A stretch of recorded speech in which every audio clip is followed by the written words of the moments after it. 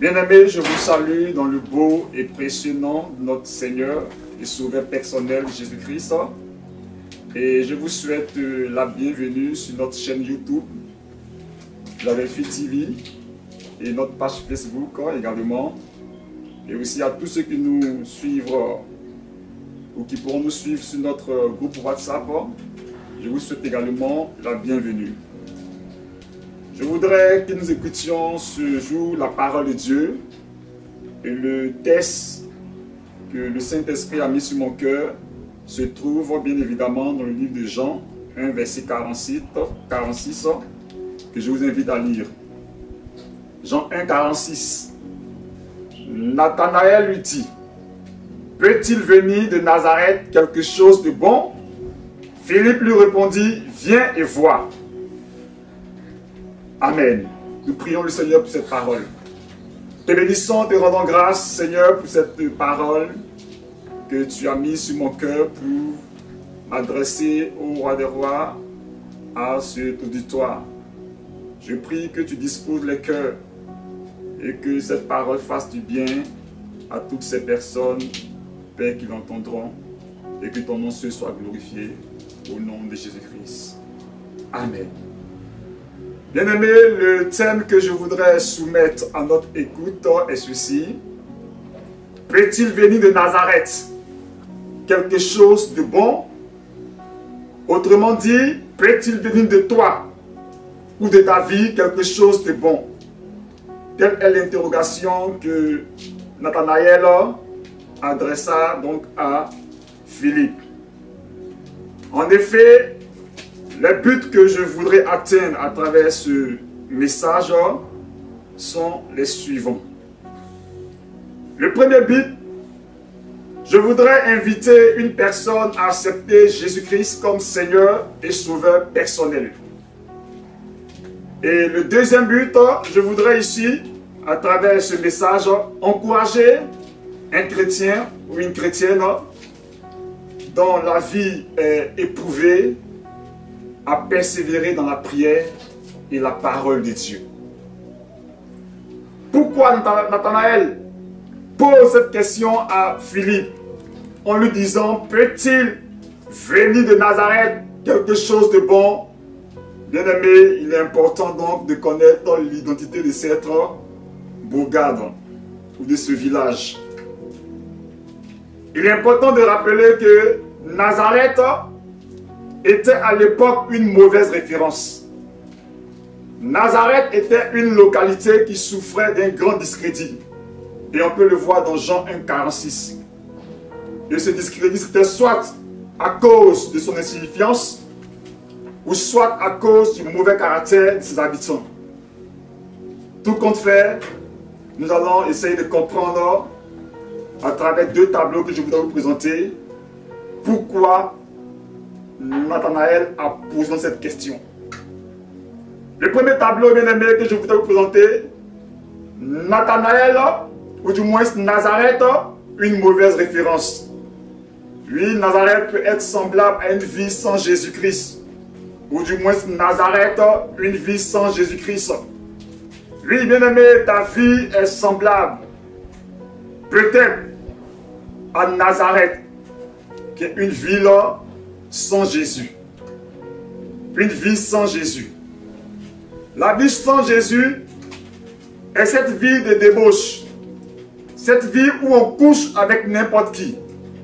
Cette vie où un homme peut se mettre nu devant un autre homme et coucher avec lui. Cette vie où une femme peut coucher d'homme en homme. Où un homme peut coucher de femme en femme. Une ville, bien-aimée, où une personne ou une fille peut vendre son corps pour de l'argent. Voici Nazareth, la vie sans Jésus. Mais nous avons gloire soit rendue à Jésus-Christ. Parce qu'à Nazareth, cette ville, ou du moins cette localité qui était considérée comme une localité où des gens avaient de mauvais comportements, c'est le lieu où a résidé Joseph et Marie, et c'est le lieu où Jésus a passé la plus grande partie de son existence.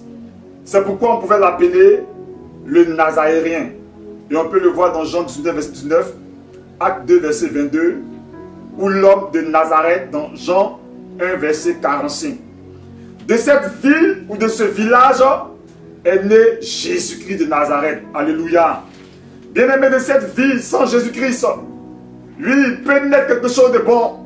Si et seulement si tu décides de te repentir et d'accepter Jésus-Christ comme ton Seigneur et ton sauveur personnel, et d'abandonner la drogue, d'abandonner la masturbation, d'abandonner la pornographie. Oui, bien-aimé, puisque tu es dans l'addiction de ces choses, il est important que tu te repentes et que tu donnes ta vie à Jésus-Christ.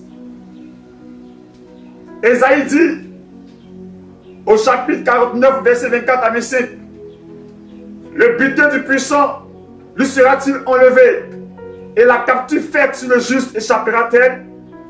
Oui, dit l'Éternel, la capture des puissants lui sera enlevée, et le butin du tyran lui échappera. C'est-à-dire, bien-aimé, tu es tenu captif par ses plaisirs, et tu essaies de t'en défaire par tes moyens personnels, par tes moyens propres, et tu n'as pas eu gain de cause. Et après ces choses, quand tu finis de vivre ces choses, tu es triste, tu es malheureux. Tu te poses la question, mais est-ce que ma vie pourra changer un jour? Est-ce que quelque chose de bon sortira de moi? Parce que ta vie est méprisable. Et à cause de ton caractère, ton comportement, tu es même rejeté. Tu es même aimé, expulsé de la famille. Parce que tout le monde en a marre de toi. Ce matin, laisse-moi te dire que si tu te repens de tout ton cœur et tu acceptes Jésus-Christ comme Seigneur et sauveur personnel, quelque chose de bon, bien-aimé, viendra de ta vie. Et les gens diront, venons et voyons ce que Christ a fait dans sa vie. Alléluia. Nazareth, le second tableau, une vie chrétienne éprouvée. Et je voudrais m'adresser à cet effet à tous nos frères, toutes nos sœurs qui traversent des temps difficiles. Oui, bien-aimé, tu peux estimer que ta vie est insignifiante. Tu peux estimer qu'elle est sans importance. Tu peux estimer qu'elle n'a pas de valeur, n'a pas de caractère.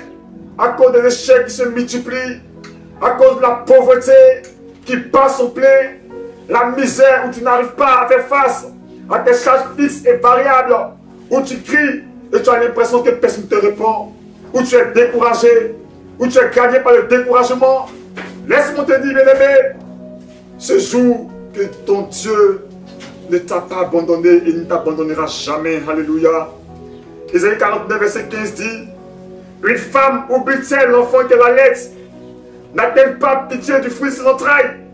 Quand elle oublierait, moi, je ne t'oublierai point. Ésaïe 49, verset 15. Je viens te dire, bien-aimé, que ton Dieu ne t'a pas oublié. Ton Dieu voit cette situation. Je vais t'encourager à persévérer dans la prière. À persévérer dans la prière. Et tu verras la gloire de Dieu. Rappelons-nous l'histoire de ce monsieur du nom de Jabez dans 1 Chronique 4, verset 9 à 10. Lui aussi, bien que connaissant le Seigneur, connaissant Dieu plutôt, cet homme souffrait et il a adressé une prière à Dieu en disant, Seigneur éternel, si tu me bénis, si tu étends mes limites, si ta main est avec moi, si tu me préserves du malheur et que je ne sois pas dans la souffrance. Et la Bible déclare, Dieu lui accorda ce qu'il demanda.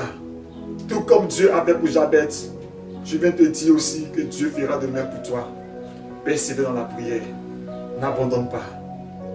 Bien-aimés, pour conclure, je voudrais enfin nous inviter, ou du moins s'inviter encore une fois de plus, tous ceux qui n'ont pas Jésus-Christ, à donner leur vie à Jésus-Christ, bien-aimés, à se repentir, car nous sommes dans les temps les derniers, Jésus revient bientôt. Et aussi encourager tous nos frères qui vivent dans un moment difficile à persévérer dans la prière. C'est ainsi que, bien-aimés, vous verrez la gloire de Dieu. Que Dieu vous bénisse et qu'il bénisse cette parole dans votre cœur. Au nom de Jésus-Christ. Amen.